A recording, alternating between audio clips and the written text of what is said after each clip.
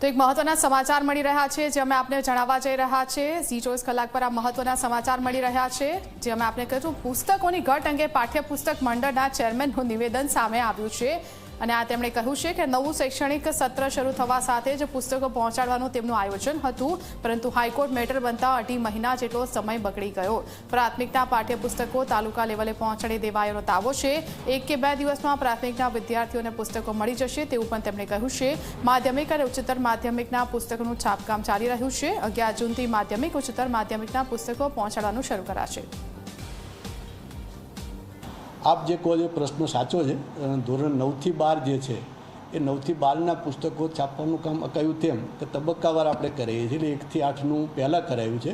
9 થી 12નું અત્યારે અમે એમને કામ આપી દીધું છે। એમને આગળ પ્રિન્ટિંગનું કામ પ્રેસો દ્વારા 2 શિફ્ટમાં કામ કરાવી રહ્યા છીએ અને 11 તારીખથી એટલે ગુરુવારથી તબક્કાવાર જેમ અમારી પાસે પ્રિન્ટ થઈ અને આવશે એમ એક જિલ્લાના અમે પાઠ્યપુસ્તકો પહોંચાડવાનું કામ જે છે એ પૂરું કરીશું।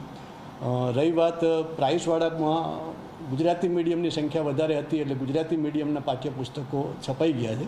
અન્ય મીડિયમો જે રહ્યા એટલે ઇંગ્લિશ મીડિયમ છે, હિન્દી મીડિયમ છે, ઉર્દુ છે, આ અન્ય મીડિયમના પુસ્તકોનું છાપકામ અત્યારે હાલ ચાલી રહ્યું છે અને એ પણ વિધિન ફ્યુ ડેઝ અમે વિતરકોને અવેલેબલ કરાવી દઈશું। એટલે એ વાલીઓને મળતું થઈ જશે।